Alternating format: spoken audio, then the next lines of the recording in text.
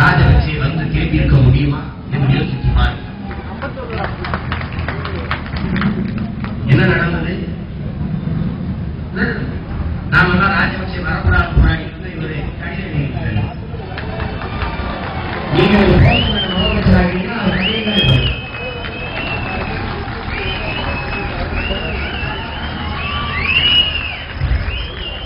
ரெண்டு முறை டெல்லிக்கு போயிருக்காரு. எதுக்கு? பதவி வாங்க, பதவியை காப்பாற்ற. இனத்தை காப்பாற்ற போனதுண்டா? எதுக்காக போனதுண்டா? கடிதம். மீனவர்களை சுட்டுக் கொள்கிறார்களை தடுக்க முடியும். கடிதம் அளிக்கிறது. சிறை பிடிக்கப்பட்ட மீனவர்களை விடுதலை செய்ய கடிதம். செத்துப்போன மீனவரை மீட்க எவனுக்கு கிடைத்தது? எவனுக்கு இருக்கிறீங்களா? எவனுக்கு கிடைக்கும்? ஏன் கடிதம் நீங்க புறாவை வாங்கி கால கட்டி விடுக்கல? என்ன நோக்கங்கள் தெரியும்? காசில் வந்து கன்னியாகுமரியோட 50 வருஷம் பேசலாம் ஒரு துறைக்கொள்ள உங்க அமைச்சர் தான் இலாக்காக கொடுத்து சொல்றாரு. அதை நீங்க மட்டும் பேச மாட்டேங்க. என்ன அழைப்பு? யோசிச்சு பாருங்க. கலைஞர் காப்பீடு திட்டம் மாத்திர போலி டாக்டர் போலி மாத்திர போலியெல்லாம் சொல்றாங்க. இப்ப டாக்டர் போலியெல்லாம் கலைஞர் உயிர் காப்பீடு திட்டம் தயவுசெய்து அந்த பேரால் மாத்துங்க.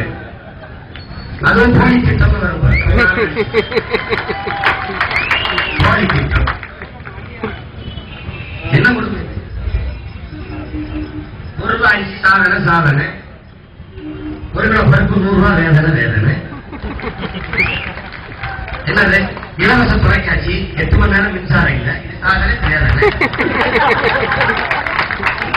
இந்த வெங்காயத்தில் இந்த வெச்சனை வயதுல சொந்த நாட்டின் குடிமக்கள் 8 மணி நேரம் மின்சாரம் இல்லாத இருளிலே தவிக்கிறார்கள்.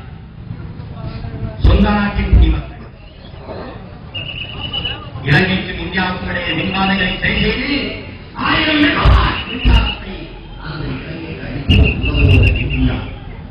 இந்திய நாட்டின் குடிமக்களுக்கு துரோகம் செய்கிற அரசு காங்கிரஸ் அரசு. தமிழர்களுக்கு மட்டுமல்ல அன்பான மக்களே, இந்திய தேசத்தின் குடிமக்களுக்கு துரோகம் செய்கிறார். 7 ஒப்பந்தம், ஒரு ஒப்பந்தம் தமிழ் தமிழன் என்ற எழுத்தோடு வந்திருக்கிறதா? தமிழ் இனத்திற்கு எதிரான கட்சி, எதிரான அரசு காங்கிரஸ் கட்சியின் காங்கிரஸ் அரசு. இதை ஆறு மனதில் எழுதி வைத்துக் கொள்ளுங்கள். தமிழன் என்கிற ஒருவன் சிங்களனை ராஜபக்சேயை எவ்வளவு எதிர்க்கானோ அவனது வெறியோடும் உறுதியோடும் லட்சியத்தோடும் எதிர்க்க வேண்டும். காங்கிரசையும் அதன் கட்சி தலைவர்களையும் போராடி கடைசி வரை தமிழனுக்கு அது எதிரானதாகத்தான் இருக்கும். அதை நிறுத்திவிட்டது. மீனவர் படுகொலையை கண்டிக்கிற தடுக்கிற ஒரு ஒப்பந்தம் உள்ளா? சென்ற திமுக பாராளுமன்ற உறுப்பினர்கள் கேட்ட கேள்விக்கு டக்ளஸ் பார்த்துக் கொள்வார். சிறையில் இன்னும் ஒழுக்கம் பெற்று உலகில் கிடக்கிற மக்களை விடுதலை செய்கிறது என்று சொல்லியிருக்கிறேன், இன்னும் செய்யவில்லையே என்ற கேட்ட கேள்விக்கு டக்ளஸ் பார்த்துக் கொள்வார். நீ இந்த நக்கிட்டு இருக்கியா? நீ என்னடா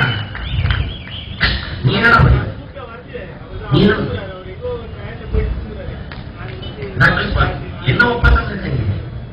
போர்ல சத்த சிங்கள விதவைகளுக்கு மறுவாழ்வு திட்டம், சிங்களன் நீர் குடியேற்ற திட்டம், தமிழர்கள் இனப்பரப்பில் எல்லாம் சிங்களனை குடியேற்ற திட்டம்.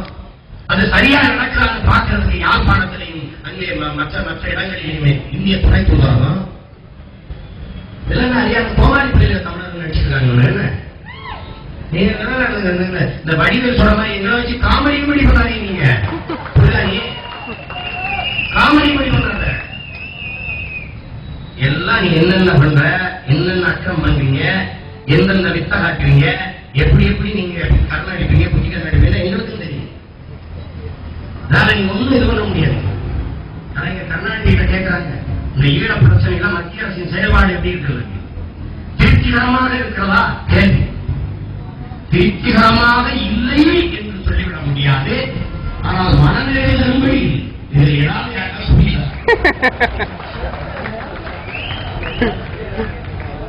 திருப்திகரமாக இருக்கிறதா இல்லையா? இல்லை. அதுதான் சரியான பதிலுக்கு பதில். திருப்திகரமாக இல்லை என்று சொல்ல முடியாது என்றால், மனநிறைவு தரும்படி இல்லை என்றால் அது என்ன விளக்கம் சொல்லுகிறார்? இல்லை, பாராளுமன்ற தலைவர்கள் எல்லாம் குழுக்கள் எல்லாம் ராஜகட்சியை சந்தித்து ஐயா டிஆர் பாரதி சொல்கிறார், இந்த சந்திப்பு திருப்திகரமாக இல்லை. இதைத்தானே 60 ஆண்டுகளாக என் அன்னை தமிழகம் சொல்லிக் கொண்டிருக்கிறது, திருப்திகரமாகவே இல்லை. இதுதான் புரிகிறதா உங்களுக்கு? என் அருமை தமிழ் சொந்தங்களே, வெட்டுகிறவனிடமே ஆட்டை ஒப்படைத்தால் என்ன பாதுகாப்பு? என் மொத்த இனத்தையும் கொண்டுவிட்டு ஒரு இலங்கையும் சிங்கள நாடாக அறிவிக்க துடிக்கிற சிங்களத்திலே தமிழர்களுக்கு சுதந்திரம் தான், தமிழனுக்கு விடுதலை தான், தமிழனுக்கு சம உரிமை தான், தமிழனுக்கு அதிகாரப்பதிவு தான் என்று பேசுவது எவ்வளவு ஒரு பைத்தியக்காரர்கள். என் அன்பான மக்களே, இலங்கை ஒரு ஜனநாயக நாடு அல்ல. இலங்கை ஒரு மத தீவிரவாத சர்வாதிகார நாடு. இங்கே தமிழர்கள் சிங்களர்கள் என்ற 2 இனங்கள் வாழ்கிறது. 260 ஆண்டுகளுக்கு மேலாக மிகப்பெரிய பகை இனங்களாக மாறி நிற்கிறது. இனி இந்த இருவரும் இனங்களும் ஒருபோதும் ஒன்றிணைய முடியாது. தமிழீழ மண்ணில், தமிழ் இலங்கையிலே தமிழர்களுக்கு ஒரே ஒரு தீர்வு இருக்குமானால் அது தனித்தமிழ் ஈழம் தவிர வேற தீர்வு இல்லை.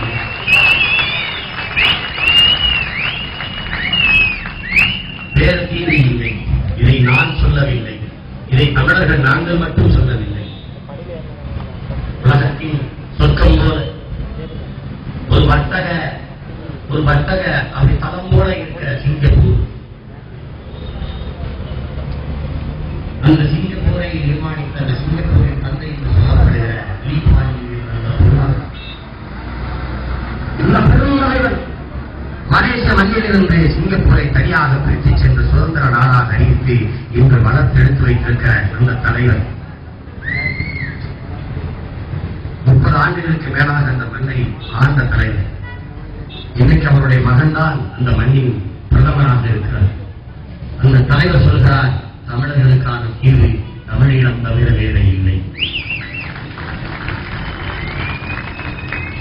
ராஜபக்சே நினைத்துக் கொண்டிருக்கிறார், விடுதலை புலிகளை அழித்து முடித்துவிட்டார், இலங்கை இனப்பிரச்சனைக்கு தீர்வு கண்டு விடலாம் என்று தமிழர்கள் ஒருபோதும் அடங்க மாட்டார்கள், ஒதுங்க மாட்டார்கள்.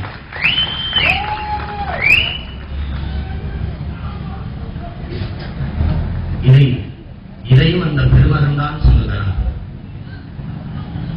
தமிழர்களுக்கான தீர்வு தமிழ் ஈழம் தவிர என்னவாக இருக்க முடியும் என்று அவர் உணர்ந்துகிறார். எங்களுடைய வேண்டுகோள் என்ன? அந்த பெருமகனுக்கு, ஐயா லீ குவான் யூ அவர்களுக்கு இருக்கிற அரசியல் பார்வை புரிகிறது. உலகத்தில் இருக்கிற எல்லா பெரும் தலைவர்களும்